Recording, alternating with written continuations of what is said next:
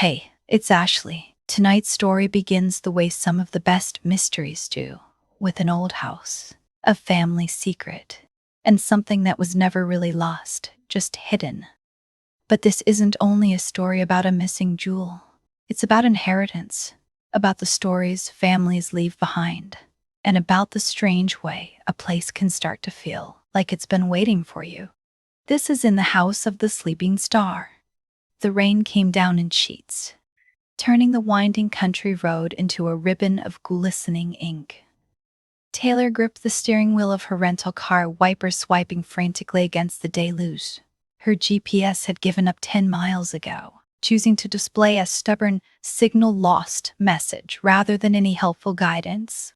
She was navigating purely by the printed directions from the estate lawyer, now soggy and warped in the passenger seat. And turn left onto Oak Lane, she read aloud to herself, squinting through the water-streaked windshield. There, that has to be it. A pair of rusted iron gates stood half open, barely visible through the curtain of rain. The letters spelling out Undergrove Estates had mostly peeled away, leaving ghostly impressions on the metal.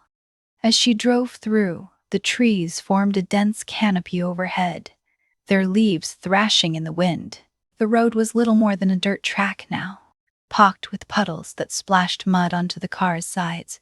Then, through a break in the trees, she saw it. Undergrove Estate. The word estate felt generous. The house rose from the landscape like a forgotten tomb, its Gothic architecture silhouetted against the bruised sky. 3 stories of weathered stone and mullioned windows, most of them boarded up or cracked. A single turret on the western side listed slightly, as if tired after a century of standing watch.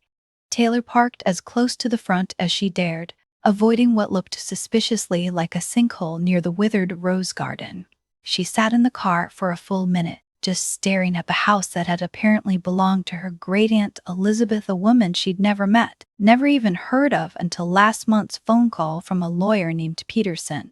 3 generations removed, he'd explained, and with no closer living relatives. As if that explained anything. As if that explained why a stranger would leave her house she didn't know existed in a town she couldn't find on a map. The key felt cold and heavy in her hand as she trudged through the mud to the front door.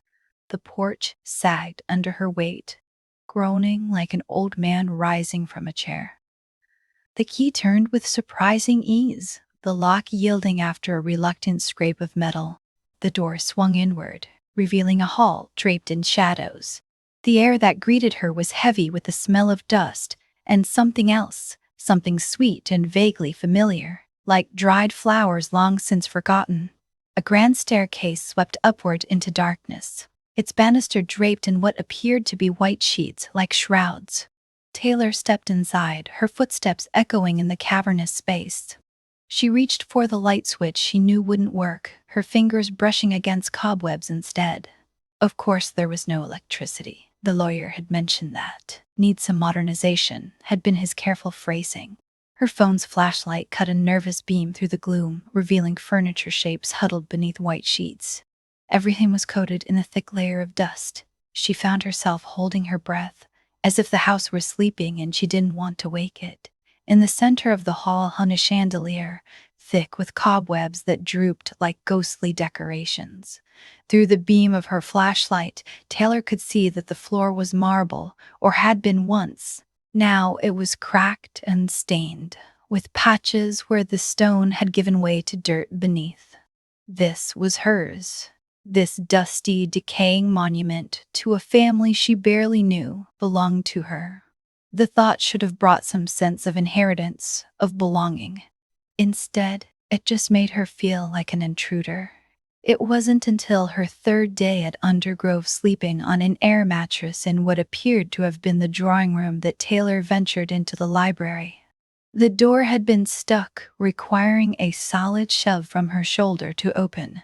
What she found made the previous day's discovery seem mundane. Books, thousands of them. Floor-to-ceiling shelves on all 4 walls, a second level reached by a rolling ladder that squealed in protest at her touch. The air here was different, warmer. spiced with the scent of aging paper and leather bindings. Sunlight struggled through grimy windows, illuminating swirling dust motes that danced like fairies in the afternoon light. Taylor ran her fingers along the spines of books, their titles fading to illegibility. Literature, history, philosophy, sciences. Her great-aunt had been a reader of voracious appetite and eclectic taste, but it was what she found tucked between two massive volumes of local history that caught her attention. A leather-bound journal, no bigger than her hand. Its cover was embossed with the initials E.V., Elizabeth Vancroft, presumably. The pages were yellowed with age, the ink faded to a sepia brown. Most of the entries were mundane observations about weather, garden maintenance, the occasional complaint about deliveries. But near the back, Taylor found a passage that made her breath catch. September 17, 1947. They've come again asking about the Star of Vancroft, as if I would tell them where it's hidden after what they did to Father. Let them search. Let them turn every stone in this God-forsaken house.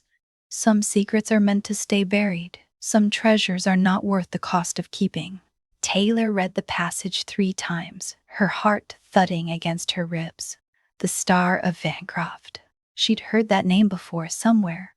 Not from the lawyer, never from him, but in some article about lost family heirlooms she'd come across while researching the Vancroft name online.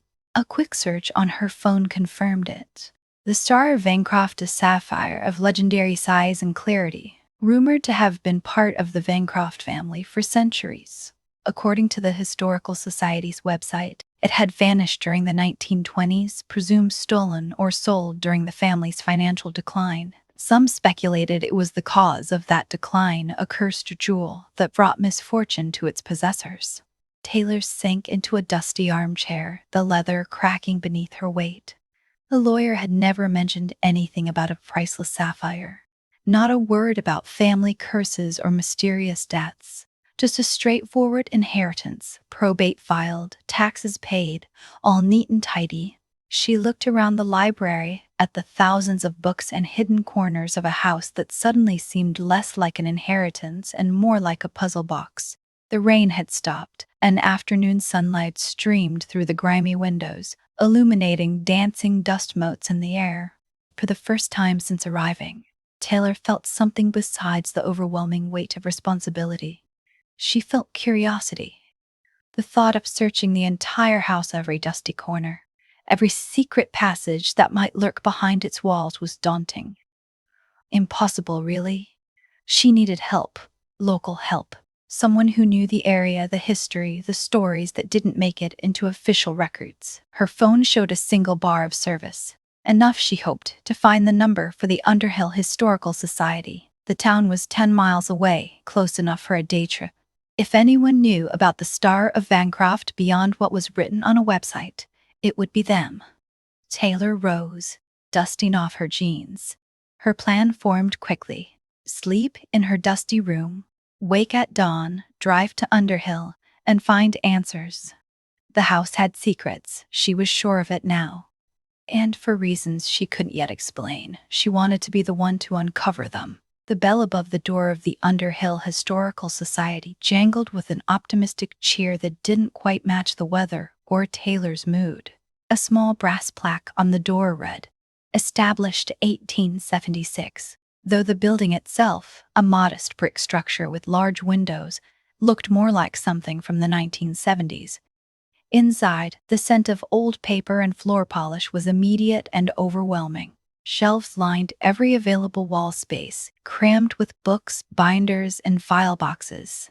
A glass display case near the entrance housed what appeared to be random artifacts: a rusted horseshoe, a collection of arrowheads, a yellowed photograph of what might have been the town's founder.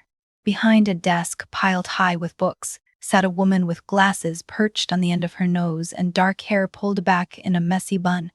She didn't look up when Taylor entered, too absorbed in whatever ancient tome lay open before her. Taylor cleared her throat. "Excuse me," the woman's head snapped up, and Taylor found herself caught in the most striking green eyes she'd ever seen. They were the color of new leaves in spring, bright and alert beneath perfectly shaped brows. I'm sorry, the woman said, her voice softer than Taylor expected. I didn't hear you come in. She marked her page with a finger, then closed the book. How can I help you? I'm Taylor Vancroft. She offered the name cautiously, watching for any reaction. The woman's expression shifted almost imperceptibly, a quick flicker of recognition in those green eyes before her professional mask slipped back into place. Ah, the air. We heard you'd arrived at Undergrove. Taylor blinked. You heard about me? Small town, the woman said with a small smile that transformed her face. News travels fast, especially when it involves the Vancrofts. I'm Kayla Bradford, by the way. I run this place. Well, run might be too strong a word. I'm more of a glorified caretaker for forgotten things. Taylor shifted her weight, suddenly feeling awkward, and looking for information about the Vancroft family. Specifically about something called the Star of Vancroft. Kayla's smile faded, replaced by something more serious. She removed her glasses and cleaned them with the hem of her blouse. The Star of Vancroft, of course. Why am I not surprised? I found a journal entry, Taylor explained, from Elizabeth Vancroft. She mentioned it, said people were asking about it, that it was hidden. Kayla's eyes widened slightly. Elizabeth's journal? You found it? We have copies of some letters, but her personal journal, we thought it was lost. It was in the library, hidden between some books.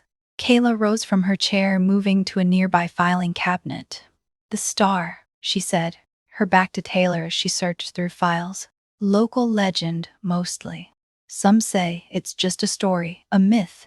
The Vancrofts themselves started to maintain some mystique after their fortune declined. But you don't think that? Kayla turned, holding a thin file. Let's just say I've spent enough years studying this town's history to know that most legends have at least a kernel of truth, especially the ones that people are still talking about a century later. She spread several documents across her desk.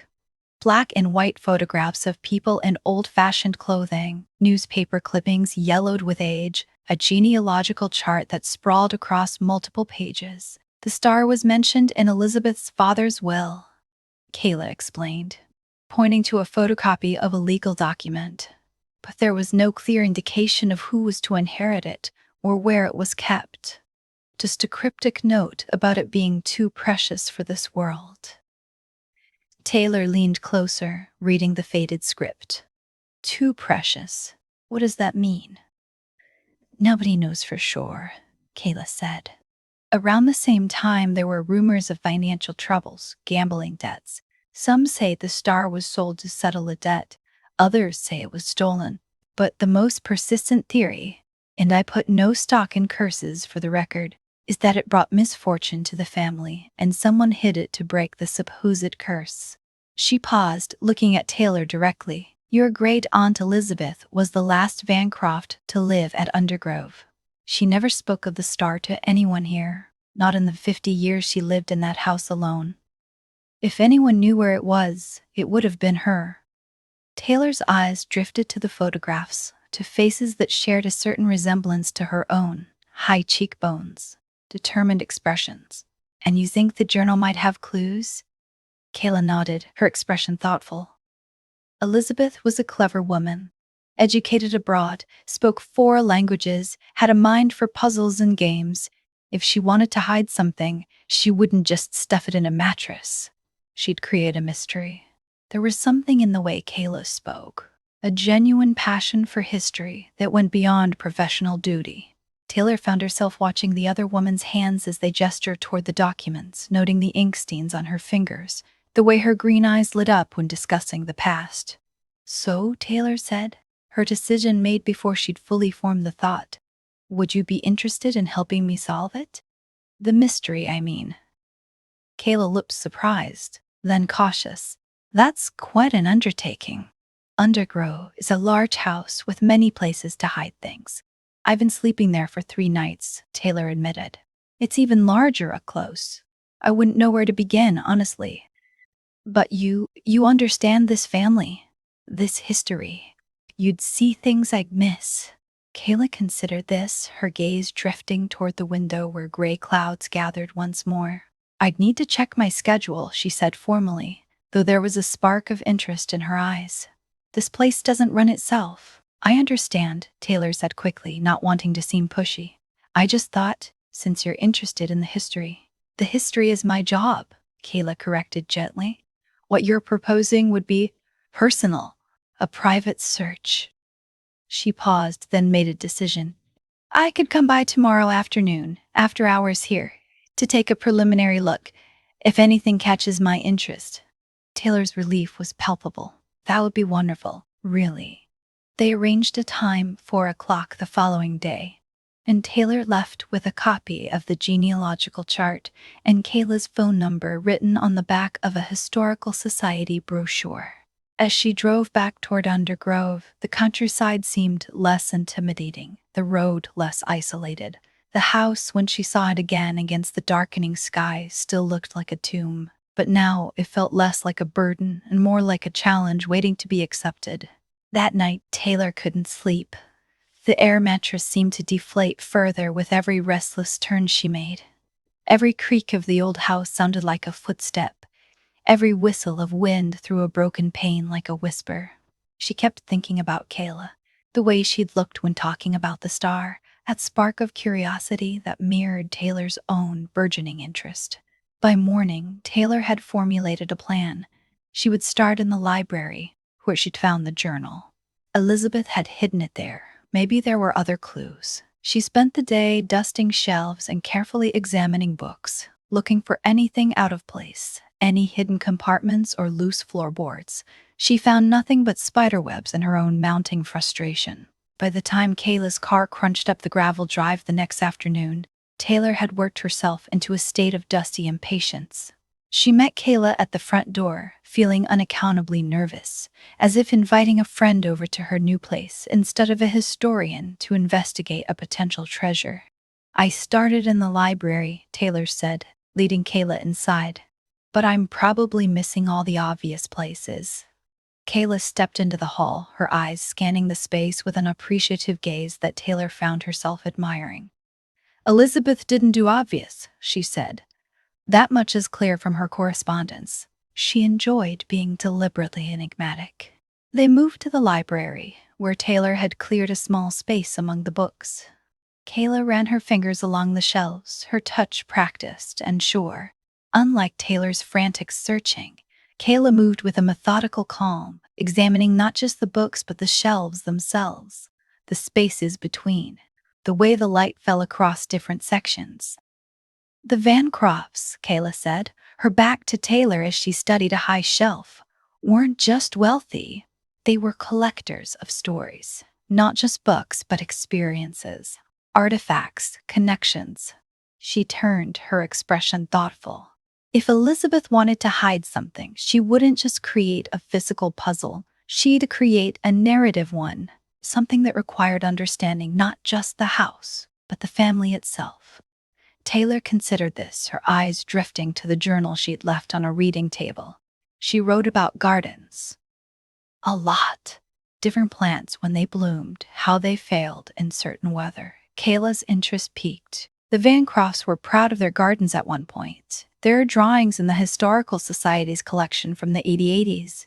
Greenhouses, rare orchids, elaborate water features. Nothing like that now, Taylor said. Just a bunch of overgrown rose bushes and some collapsed trellises. Let's see, Kayla said, heading toward the French doors at the far end of the library. Beyond lay what must have once been a terrace, now cracked and overrun with weeds. As they stepped outside, Taylor noticed for the first time that the garden wasn't entirely chaotic. Beneath the tangle of ivy and weeds there were patterns, curved pathways, raised beds, the ghost of a design. Most remarkable, in the center of what had clearly been a formal garden stood a stone sundial, its surface covered in moss and lichen. Elizabeth mentioned a sundial, Taylor said, moving closer. In the journal, she wrote something like, "Time stands still for those who know where to look." Kayla knelt beside it, gently clearing away some of the overgrowth. This isn't just any sundial, she said, her voice hushed with discovery. Look at the inscription.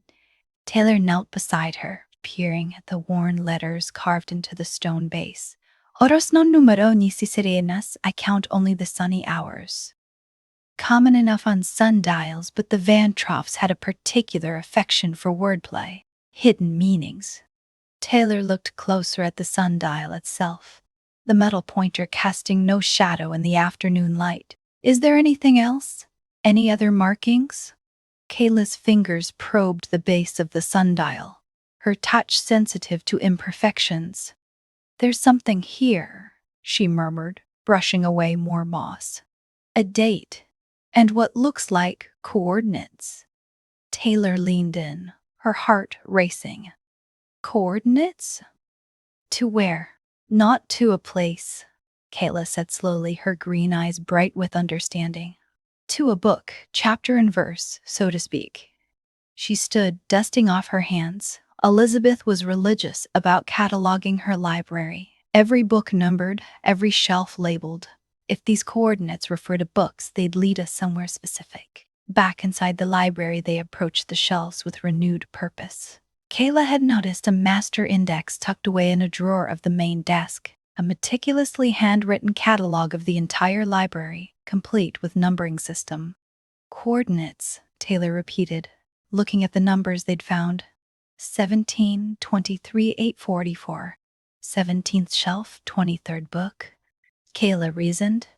8th chapter, 14th page. The book in question was an obscure botanical text from the early 1800s, its cover faded to a dusty blue. Taylor retrieved it, her fingers trembling slightly as she turned to the indicated page. There, nestled between two paragraphs about rose cultivation, was a small, almost invisible pencil marking. A tiny asterisk. I can't believe it, Taylor breathed, tracing the mark with her fingertip. It's really here. But the passage itself seemed unremarkable. A discussion of soil acidity and its effects on color saturation in roses. Nothing about hidden sapphires or family curses. It's not the content, Kayla said, her eyes scanning the text. It's the context. Look at the margin notes.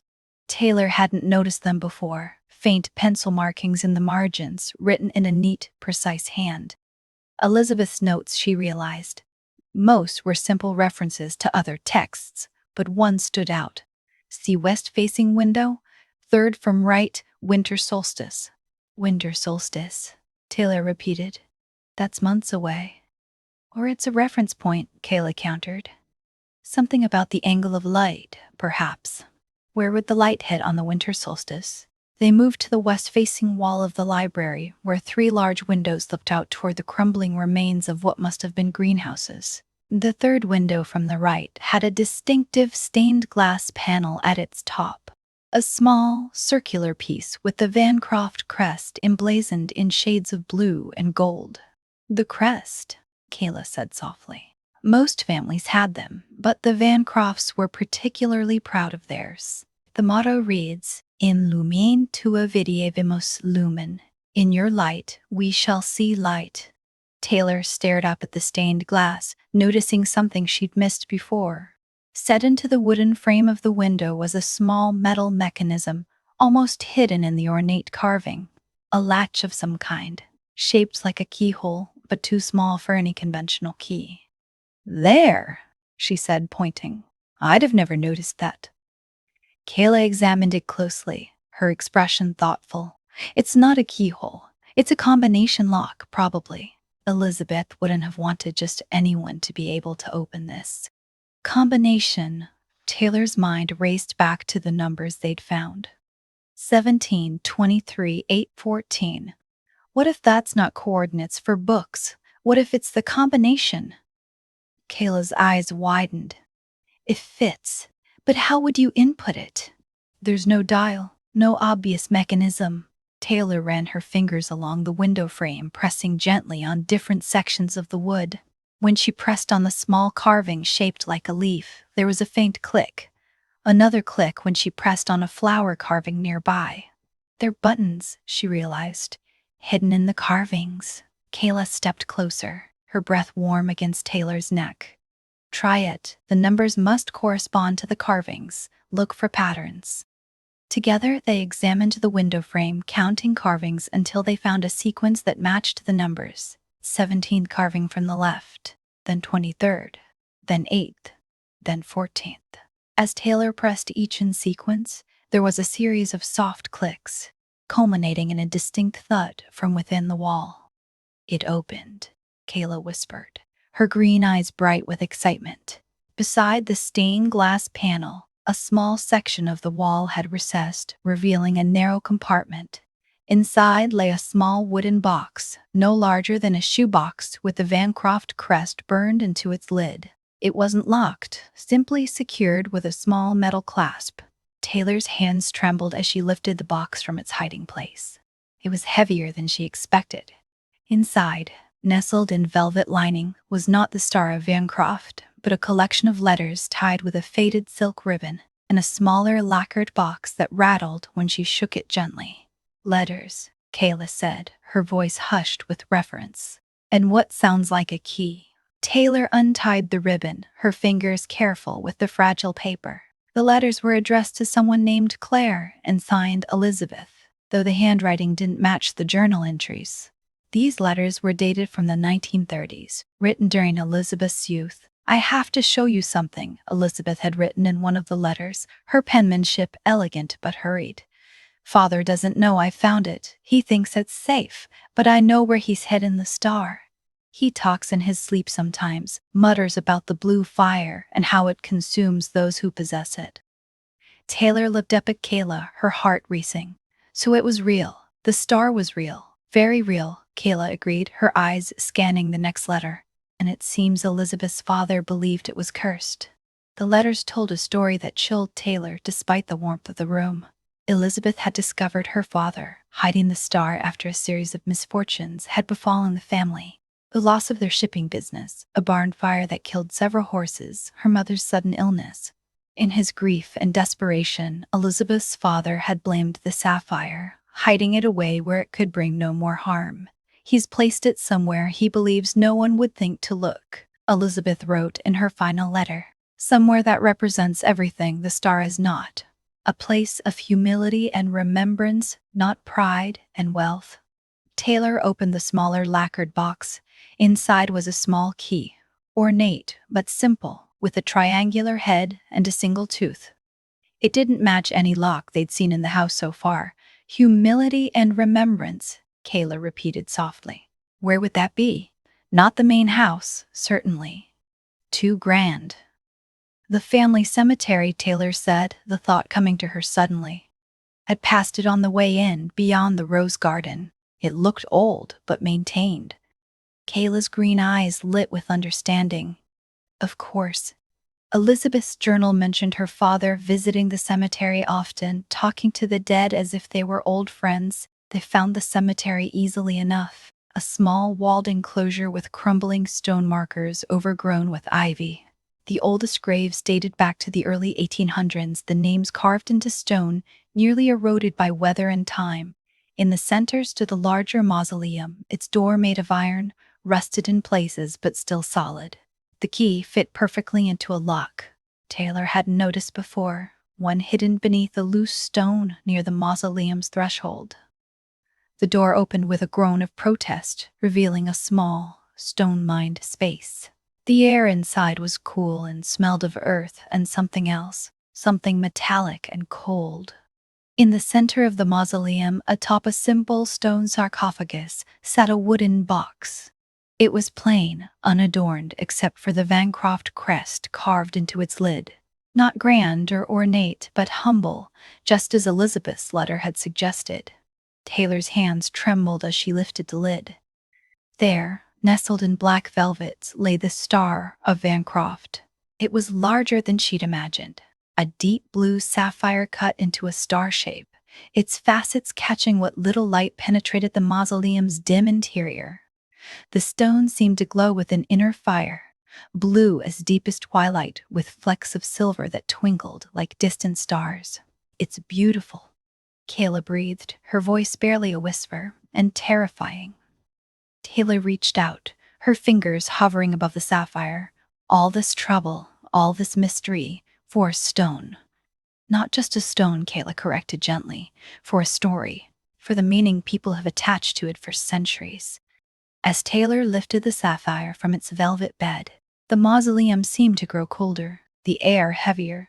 She felt a strange sense of vertigo, as if the stone were pulling her into its depths, into all the history it had witnessed. The misfortunes, the greed, the fear, the hope, all embodied in this single piece of carved carbon. "I don't think we should keep it here," Kayla said, her expression serious. "Not in the house, not with us." Taylor nodded, agreeing though she couldn't have explained why. There was something undeniably powerful about the sapphire, something that felt wrong to possess. "Your great-aunt Elizabeth hid it here to protect it," Kayla continued. "From her father's fear, from others' greed, perhaps from itself." Taylor wrapped the star carefully in a handkerchief she kept in her pocket, her movements reverent despite her unease. "What do we do with it?" Kayla considered this, her green eyes thoughtful. The Historical Society could keep it in a secure display, properly documented, with its full history, the good and the bad. As they walked back toward the house, the setting sun casting long shadows across the overgrown gardens, Taylor felt the weight of more than just the sapphire in her pocket. She was carrying the culmination of a family story, the resolution to a mystery that had spanned generations. "I never expected any of this when I came here," Taylor said quietly as they approached the house. "I just thought, I don't know what I thought, that I'd sell the property, maybe make some money, move on with my life." Kayla turned to face her, the fading light catching the silver in her dark hair. And now, Taylor looked at the house, at the Gothic architecture, the weathered stone, the windows that seemed to watch them with silent curiosity. "Now, I'm not sure I can leave it. Undergrove, I mean. There's too much history here, too many stories." "Stories," Kayla said with a small smile. "The one thing we can never have too many of." They stood in silence for a moment, the crickets beginning their evening song in the overgrown gardens. Taylor felt something shift between them, something that had been building since their first meeting in the Historical Society, something that went beyond their shared discovery. "Would you?" Taylor began, then stopped, suddenly nervous. "Would you like to have dinner? With me? I could order pizza, since I haven't exactly had time to go grocery shopping." Kayla's smile widened, her green eyes crinkling at the corners. "I'd like that very much." That evening, surrounded by boxes and pizza boxes, Taylor and Kayla sat on the floor of the drawing room, the Star of Vancroft carefully wrapped and tucked away in a drawer. The conversation flowed easily, moving from the sapphire to the town's history to their own lives. Taylor's work as a freelance graphic designer, Kayla's passion for local history that had led her to leave a promising museum career in the city. "Hence funny," Kayla said, taking a slice of pizza. "Everyone in Underhill thinks they know the Vancroft story, but they don't know the half of it. They don't know about Elizabeth's cleverness or her father's fears. They don't know that she hid the star to protect it," Taylor added. "Not from thieves, but from itself." Kayla nodded, then paused, her expression shifting. "There's something else, something that's been bothering me since we found the letters." Taylor leaned forward, her curiosity piqued. "What is it?" "The letters were addressed to someone named Claire," Kayla said slowly. "But Elizabeth's family records don't mention any Claire. No relatives, no close friends. I've never seen the name in any documents I've studied." Taylor considered this. Maybe a secret friend? Someone her family wouldn't have approved of? "Perhaps," Kayla said, her brow furrowed in thought. "Or someone she wanted to keep secret for other reasons." They finished their pizza in comfortable silence, the house settling around them with creaks and sighs. As Kayla gathered the trash, Taylor found herself watching the other woman, noticing the way she moved with a quiet confidence, the way her green eyes took in every detail of the room. "I should probably get going," Kayla said, straightening up.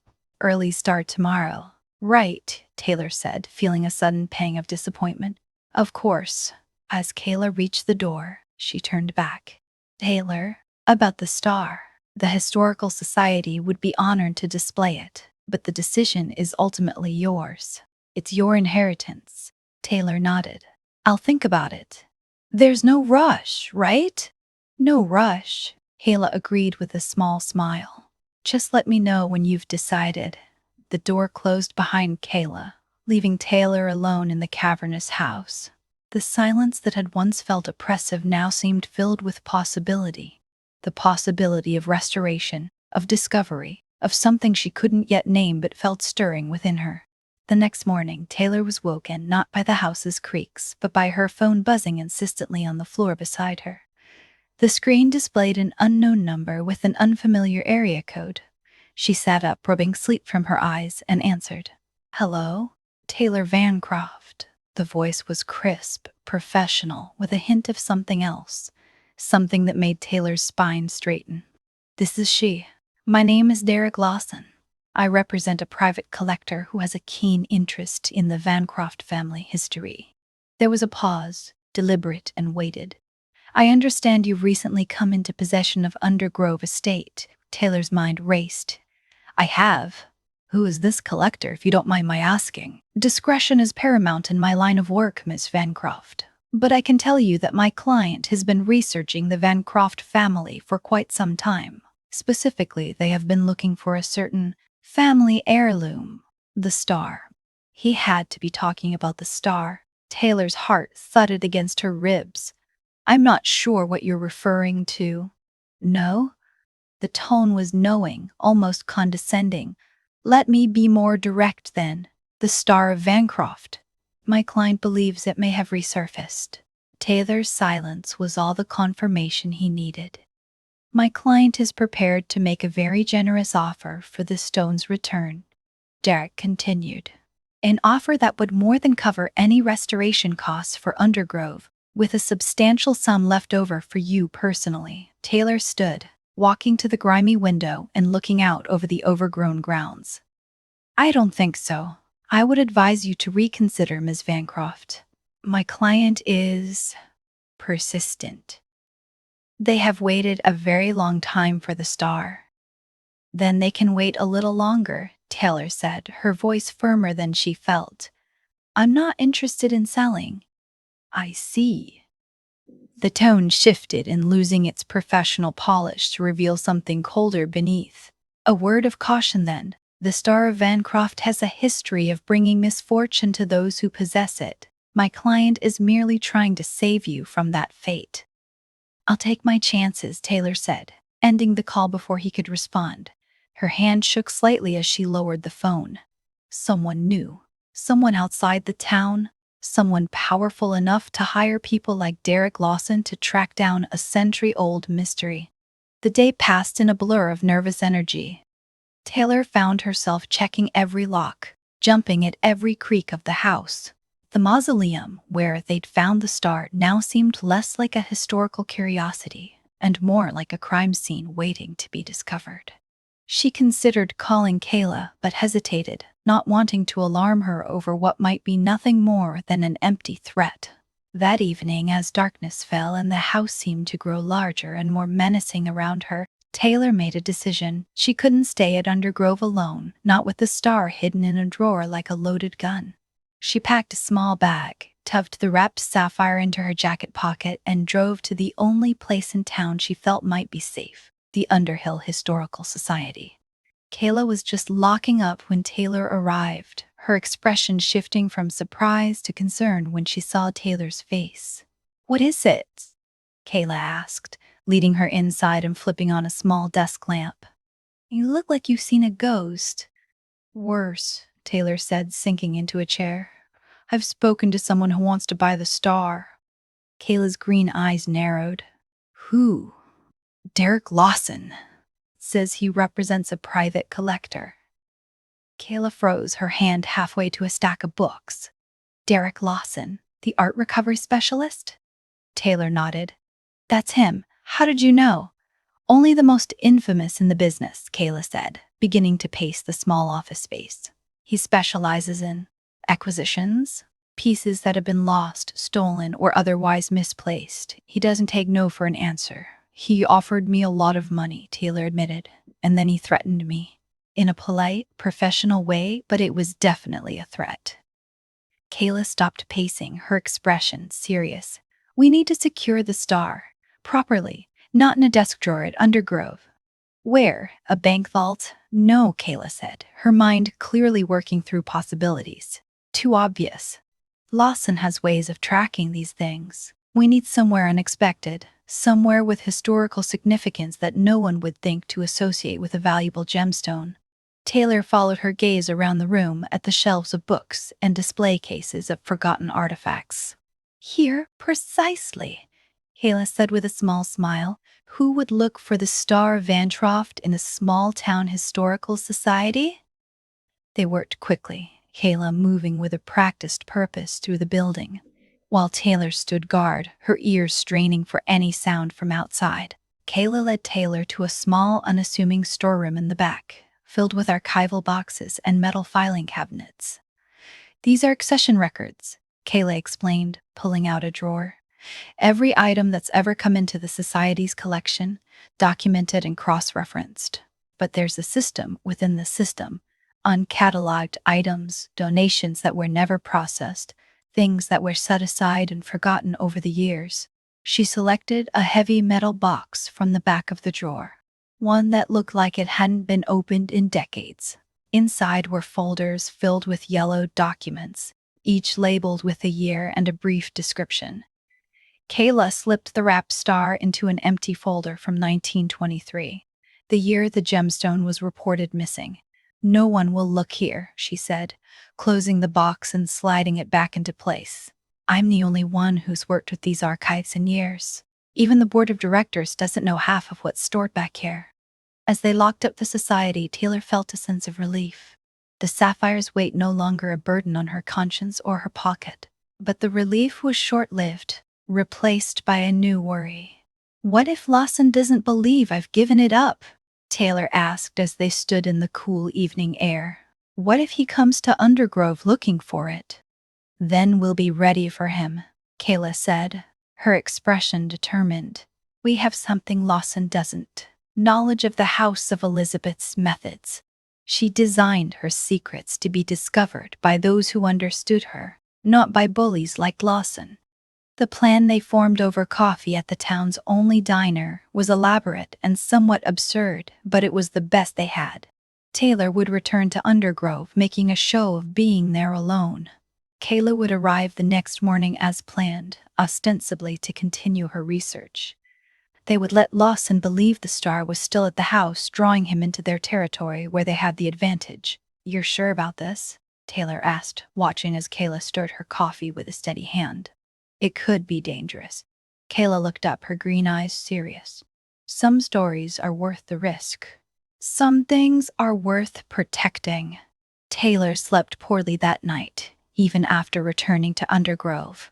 The house, which had begun to feel like a home of sorts, now seemed filled with shadows. Every creak of floorboards, every whistle of wind through a broken pane sounded like an intruder. She found herself wondering about the collector Lawson represented. What kind of person wanted a gemstone so badly they'd hire a man like Lawson to retrieve it? The next morning, Taylor woke to the sound of car tires on gravel. Not Kayla's sensible sedan, but a sleek black vehicle that gleamed in the morning light. Derek Lawson stepped out, immaculate in a tailored suit that seemed wildly out of place in the rural setting. He didn't knock, simply stood looking up at the house, his expression unreadable. Taylor met him at the door, her heart pounding but her expression firm. Mr. Lawson, I believe I made my position clear yesterday. Lawson smiled, but it didn't reach his eyes. You did, Ms. Vancroft. However, my client is most insistent. They've authorized me to double the original offer. A sum that would change your life considerably. I'm not interested in money, Taylor said, though the offer was tempting, more than tempting. It was life-altering. But standing there, with the weight of Elizabeth's story behind her, she knew she couldn't accept. Everyone's interested in money, Lawson said smoothly. Perhaps you haven't considered the full implications of your decision. Undergrove requires significant investment, the taxes alone on a property of this size. I'll manage. Taylor interrupted, her patience wearing thin. Now, if you'll excuse me, I have someone coming to help me with the house. Kayla's arrival was perfectly timed. Her sedan pulled up behind Lawson's car, and she emerged with a portfolio under her arm, looking like exactly what she was, a historian there to assess the property's historical significance. Taylor, she said with professional warmth, then turned to Lawson with polite curiosity. I'm sorry, am I interrupting something? Not at all, Taylor said. Mr. Lawson was just leaving. He was interested in purchasing some family heirlooms, but I've explained that nothing is for sale. Lawson's eyes narrowed slightly as he looked at Kayla, recognition dawning in his expression. Dr. Bradford, I should have known. The Underhill Historical Society's resident expert on all things Vancroft. Kayla's expression remained neutral, though Taylor saw a flicker of something, concern perhaps. In her green eyes, Mr. Lawson, I didn't realize you were interested in local history. I'm interested in valuable objects, he corrected smoothly. Particularly those that have been misplaced. He turned back to Taylor. Think about my offer, Ms. Vancroft, and consider the alternative. Some things are better passed on to those who can properly appreciate them. With that, he returned to his car and drove away, leaving behind a silence that felt heavier than before. He recognized you, Taylor said as they watched the car disappear down the lane. Kayla nodded, her expression thoughtful. Lawson and I have crossed paths before. He tried to acquire a set of Civil War letters from the Society's collection a few years ago, claimed they were mistakenly donated and should be returned to his client's family. Did you give them to him? Absolutely not, Kayla said with a small smile. The documentation was ironclad.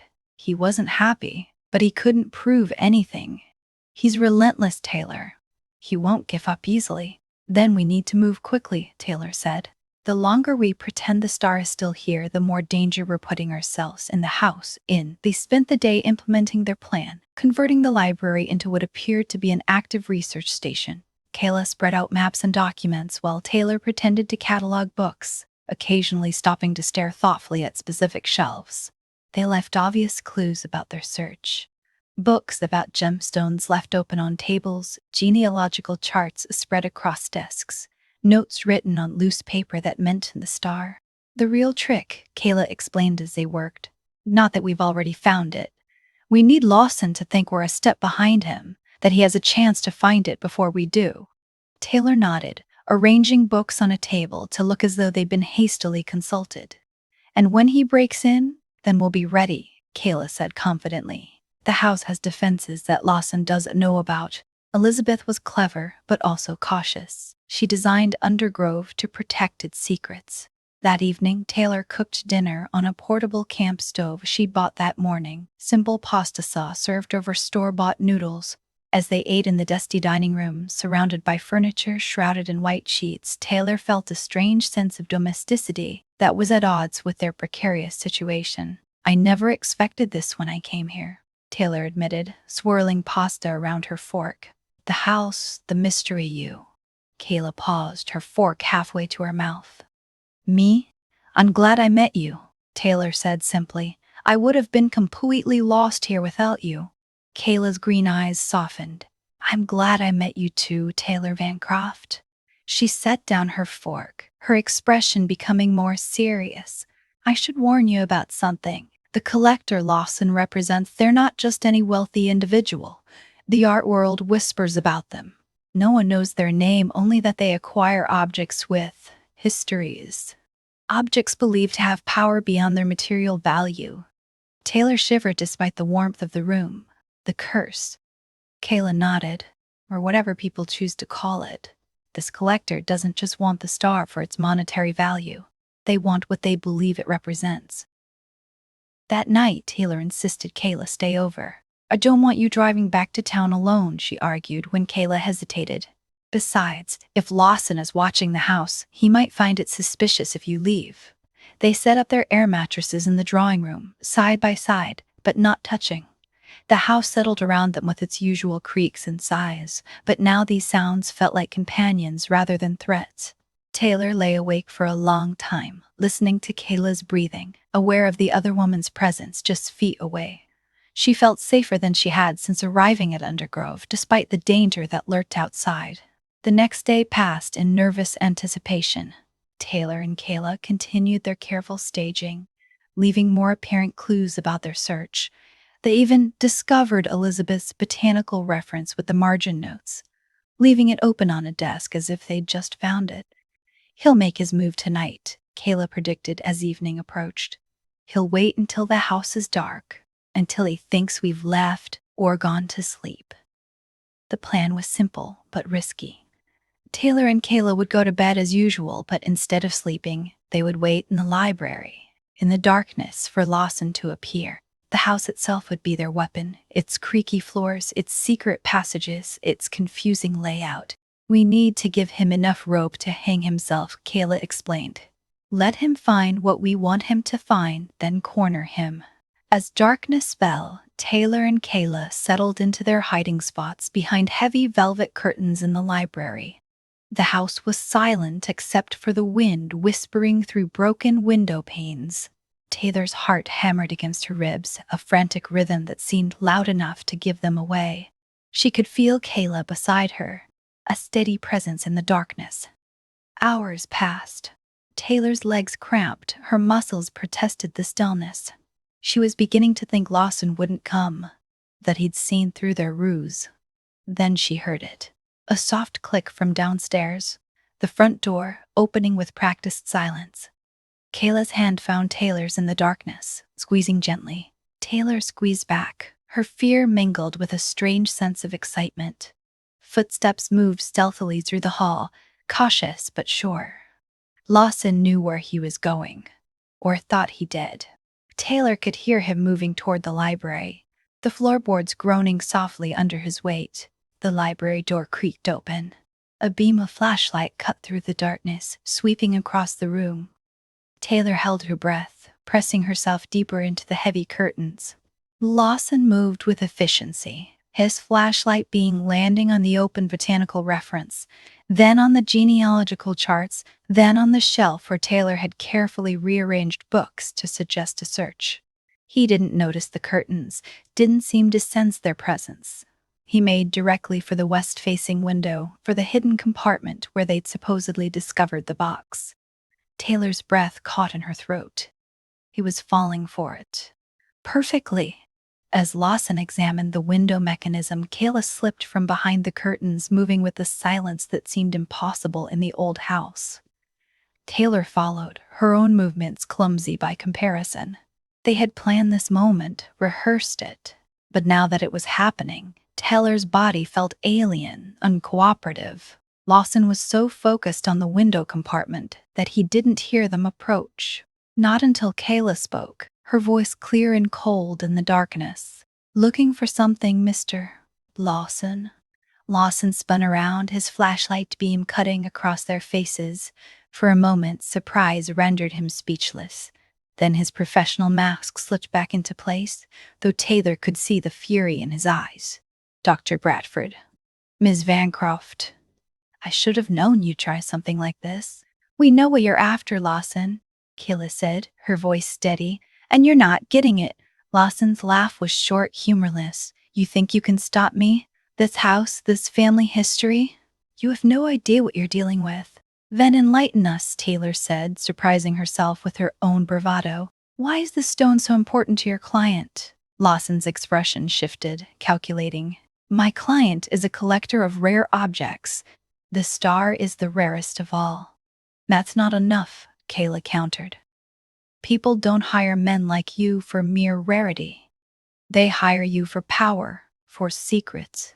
"Secrets," Lawson repeated, a strange light in his eyes. "Yes, the star holds secrets. Not just about the Vancrofts, but about other things. Things most people would prefer to believe are only stories." Taylor's mind raced. "What kind of things?" "The kind that get you called crazy if you speak of them," Lawson said with a dismissive wave. "But my client knows better, knows that certain objects have properties, abilities. The star is one of them." Properties, Kayla said softly as if tasting the word. You're talking about the curse, aren't you? You believe it's real. Lawson's smile was grim. I believe that the Star of Vancroft has been associated with more than its fair share of coincidences, misfortunes, disappearances. My client believes these are not coincidences. Taylor thought of the letters they'd found, of Elizabeth's father blaming the sapphire for the family's troubles. She thought of the strange vertigo she'd felt when holding it, the sense of history, of something ancient and powerful. So your client wants to, what? Control the curse? Taylor asked. Harness it, Lawson corrected. Understand it. The star is not a source of evil, Ms. Vancroft. It's a lens. It amplifies what's already there. In the hands of someone with pure intentions, it could bring great good.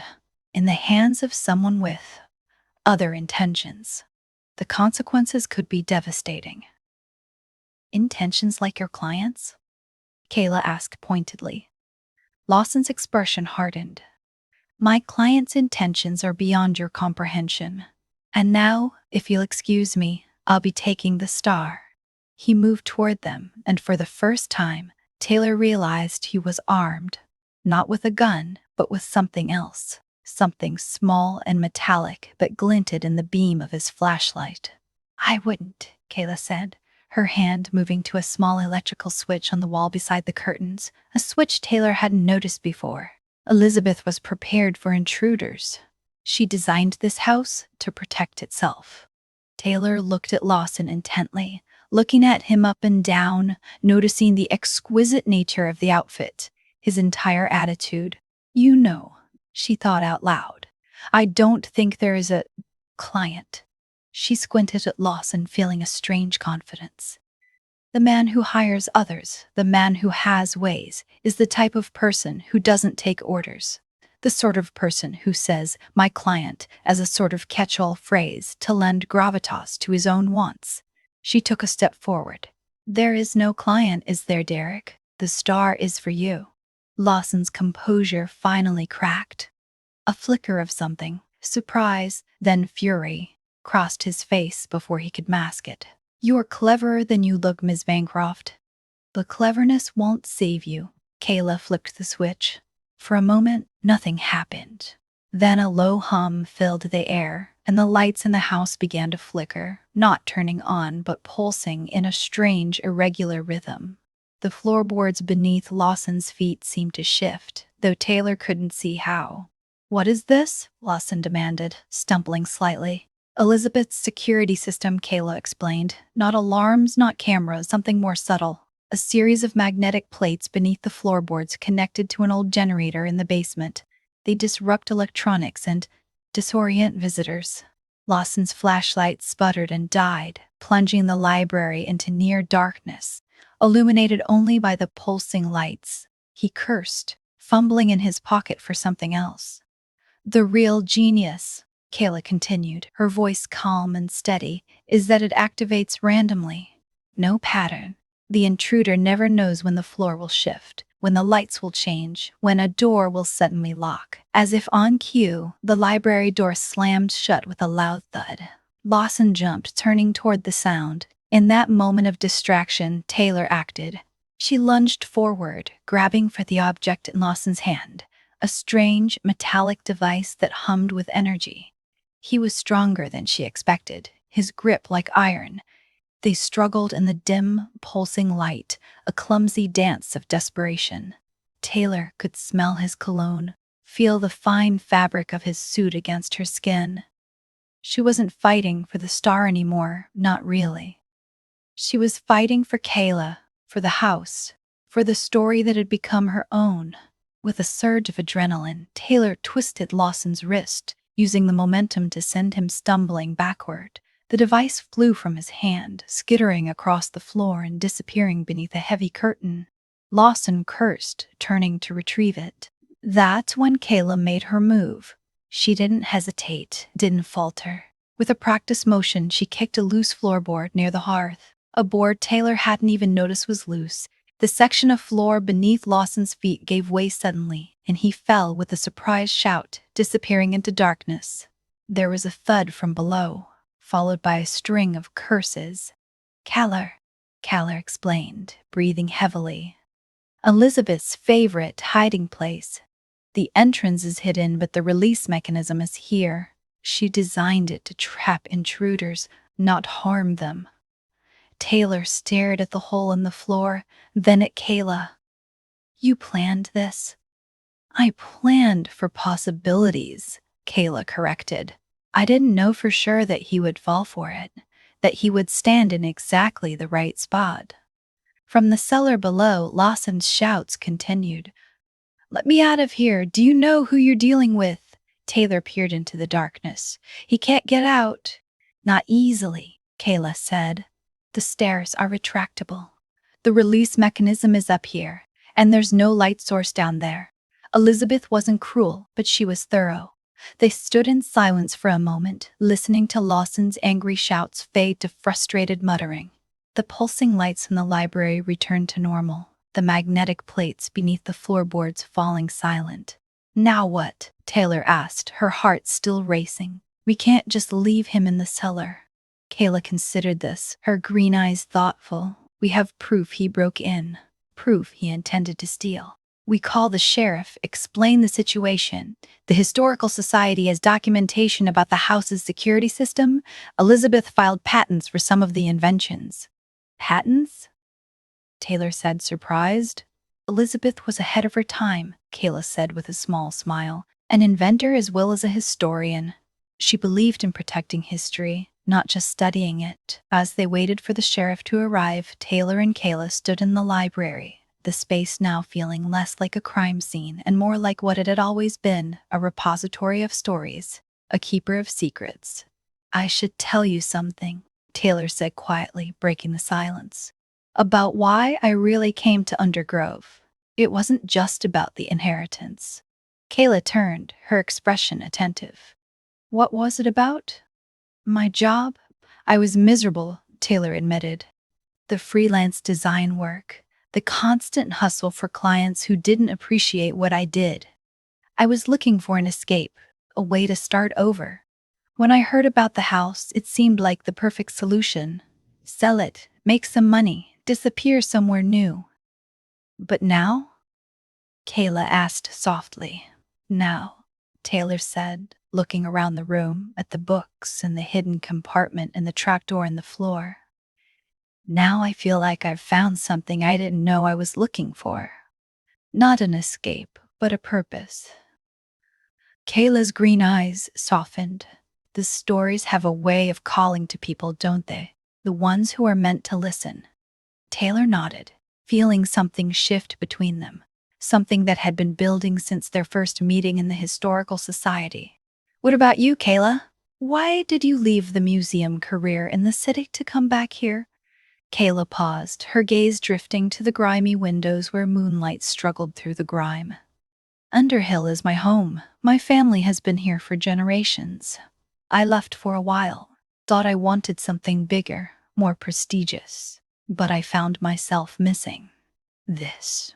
The realness of small-town history, the way stories intertwine with daily life. The way the past isn't just something you study, but something that's still alive. And now? Taylor asked, echoing Kayla's earlier question. Kayla turned back to face her, her expression vulnerable. Now I'm not so sure I want to leave again. The arrival of the sheriff's car put an end to the moment, but not to the feeling that had passed between them. Sheriff Brody was a middle-aged man with a weathered face and kind eyes who seemed more interested in the historical aspects of the case than the criminal ones.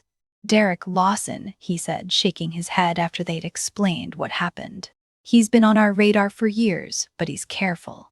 Never leaves enough evidence to prosecute. This trapdoor contraption, though, that's something else. Elizabeth Vancroft designed it, Kayla explained. In the 1950s, she was concerned about trespassers, about people who might want to steal from the house.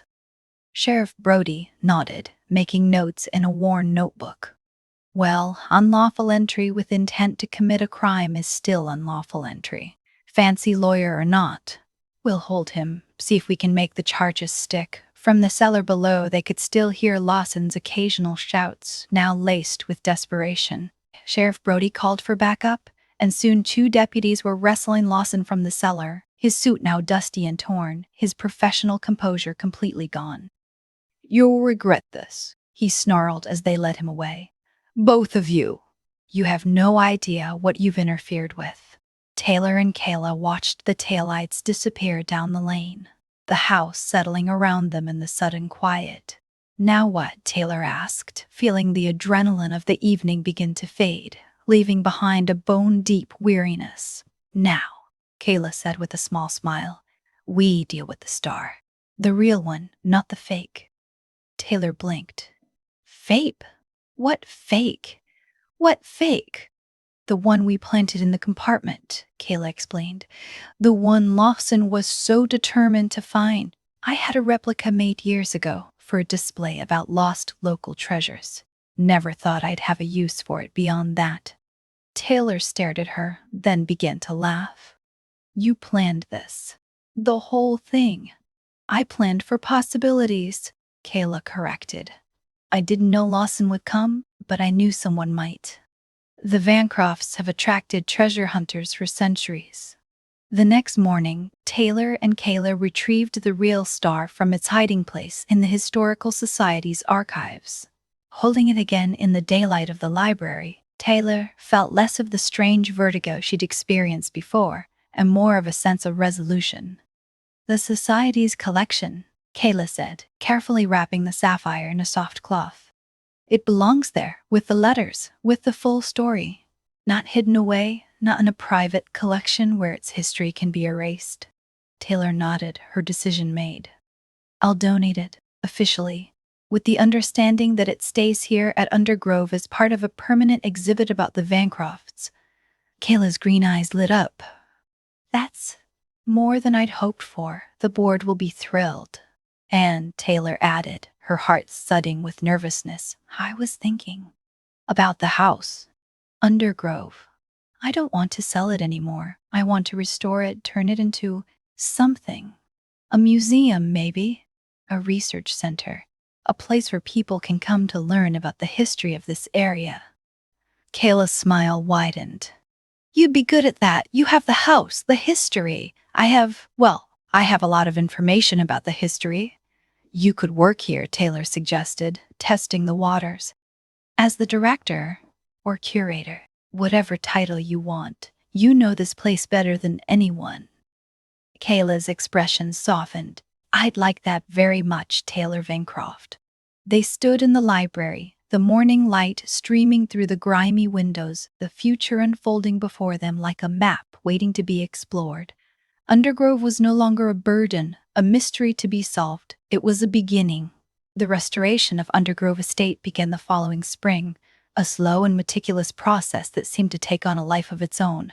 Taylor, with her design background, found herself unexpectedly in her element, sketching out floor plans, researching authentic period details, directing contractors with a confidence she hadn't known she possessed. Kayla, appointed as the museum's inaugural director, curated exhibits, cataloged artifacts, and shared the Vancroft story with visitors who came from miles around to see the house with its mysteries. The Star of Vancroft took its place in a secure display case in the library, accompanied by Elizabeth's letters and the story of its hiding and discovery. It no longer seemed cursed, but rather a catalyst, a gemstone that had brought together 2 people who might otherwise have never met. The house, once a tomb of secrets, now felt alive with voices. The voices of visitors, of staff, of Taylor and Kayla themselves, who had claimed a small suite of rooms on the 2nd floor as their own. Their relationship, which had begun with a shared mystery, had blossomed into something deeper, something that felt as natural and right as the turning of seasons. One evening, as autumn painted the surrounding hills in shades of gold and crimson, Taylor and Kayla sat on the restored terrace, watching the sunset paint the sky in brilliant hues. The gardens, once overgrown and neglected, now bloomed with carefully chosen plants, including heirloom roses that had been saved from the original garden. "You know," Kayla said, her head resting on Taylor's shoulder, I never thought I'd see this place like this. So full of life. I never thought I'd find a life here, Taylor admitted, her fingers laced with Kayla's. I was so sure I wanted to escape, to run away from everything that felt familiar. But coming here, it was like coming home to a place I'd never been. The house settled around them, its creaks and sighs now familiar, comforting. The past was no longer a burden, but a foundation on which they were building their future. Do you ever wonder about Lawson? Taylor asked, her thoughts drifting back to the man who had set all of this in motion. Not often, Kayla admitted. He was convicted, you know. Unlawful entry, attempted theft, possession of an illegal device. The judge didn't take kindly to him. He's serving time in a federal prison. And his client, the one who supposedly wanted the star? Kayla shook her head. No client ever materialized. I think you were right, Taylor. There was never a client. Just a man who wanted power he thought he could find in a stone. Taylor thought of the star now resting in its display case in the library. It was beautiful, certainly, valuable beyond measure, but its true value wasn't in its size or clarity, but in the story it told, the history it contained, the way it had changed their lives. I was wrong, Taylor said quietly. When I first came here, I thought this house was a burden, something to be sold and forgotten. But it's not. It's alive, full of stories waiting to be heard. Kayla smiled, her green eyes warm in the fading light. All the best stories are. And ours is just beginning. As darkness fell and the first stars appeared in the sky above Undergrove, Taylor pulled Kayla closer, grateful for the mystery that had brought her here, for the woman who had helped her solve it, and for the house that had become not just an inheritance, but a destiny. That was in the house of the sleeping star. Thank you so much for listening and spending this time with me. If you enjoyed the story, please like the video and subscribe to the channel. It really does help more stories like this find the people who will love them. There's a lot more coming. More mysteries, more old houses, more stories where the past refuses to stay buried. So stay tuned. And until next time, thanks for being here.